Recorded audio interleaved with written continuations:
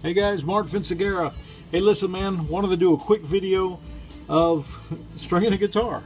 I was showed this technique by Lorrie Morgan's sound tech, who was shown by the previous sound tech. I think his name was Catfish. So Catfish, whoever was the Lorrie Morgan sound tech back in the 80s or whenever that was, thank you for this. But this is the way I string all, not basses. This is for guitars, electric, and acoustic.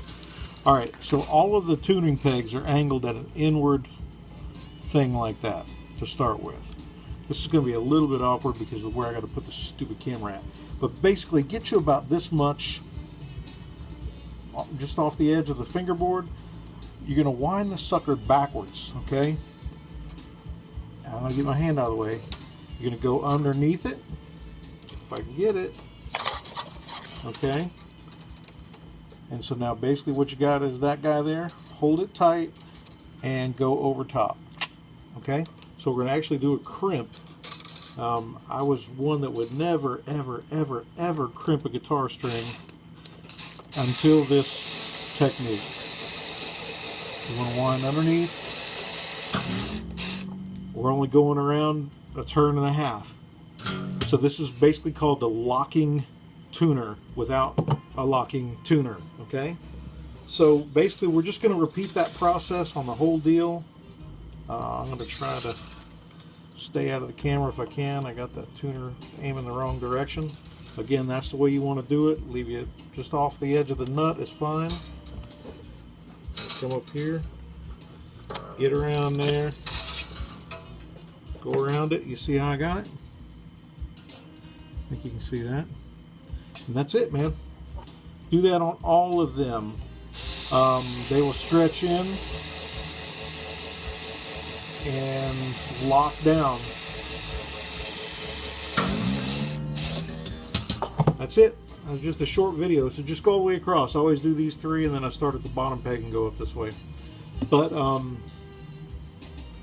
I might do a little bit more slack on the high strings, just so that there's not just a half a turn. Because if you just do the, like, just drape it to this side of the nut, usually it ends up with like one turn. I'll go a little bit hanging off the fingerboard.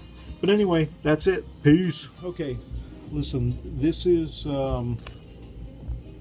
basically a close-up shot. I've basically just got the strings on there, brought them up basically to pitch, okay? And once you I don't clip them until I stretch them. So this is the stretching technique is just as important as the putting the string on. Okay. Yeah, I go old school. Okay. Okay, so just grab it.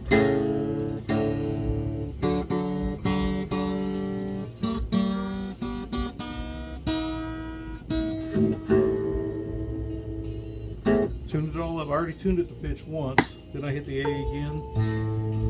Here, it's flat. Because you're putting all that tension on the neck.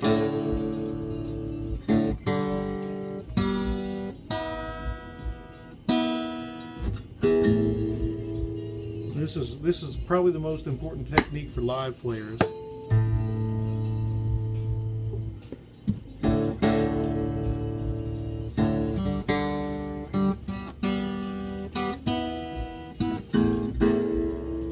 Okay, once you're in tune and to pitch and the neck's equalized, now start stretching these jokers. Okay, so we're in tune. So E string. Now I'm going to take these 2 or 3 fingers and push down with my thumb that way.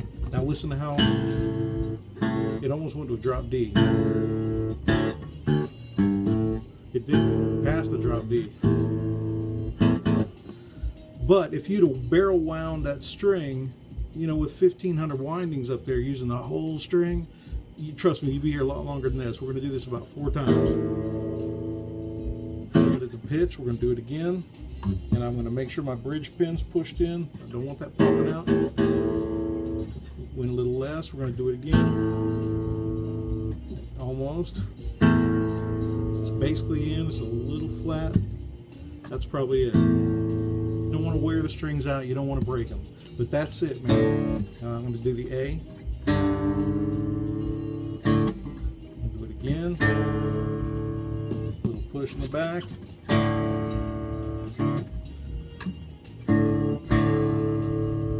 When you do this and it doesn't stretch, it's going to stay in tune.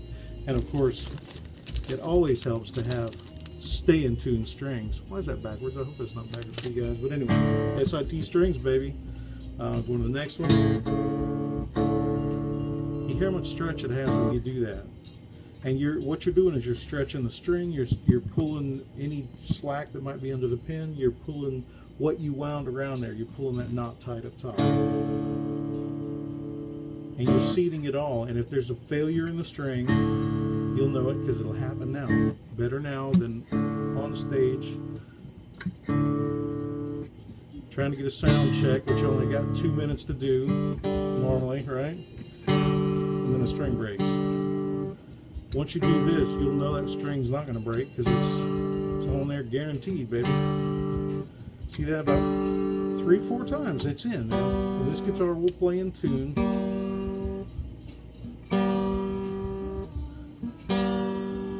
Well, as in tune as it can for a cheap Yamaha. Now be careful on these because you will cut your fingers doing these. I spread my fingers out a little bit to do the high E and the B. They still stretch a lot. Of course, these are lights or 11s.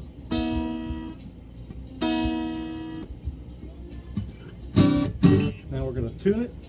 And I forgot to push pegs again. I'm just going to push them down one more time. Now we're going to tune. Because that neck's still probably...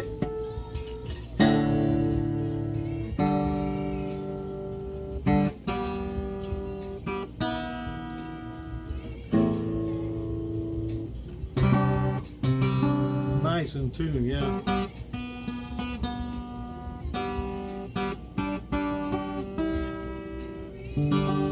This is one of those you got to sweeten up. Wow. Trust me, it's not my stringing technique. We got to sweeten the crap out of this one, man.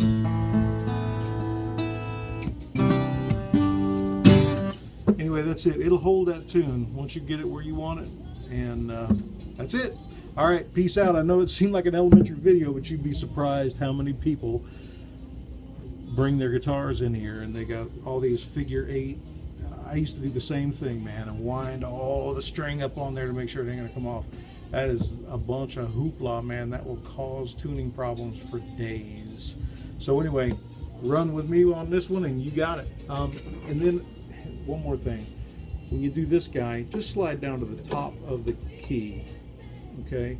You don't have to, if you get all crazy and try to nib it way down in here, first of all, you're gonna screw up your little kink there. So just go to the top of the peg. Yeah, it'll still bite you a little bit, but you're not supposed to be playing up there anyway. Ha! All right, peace.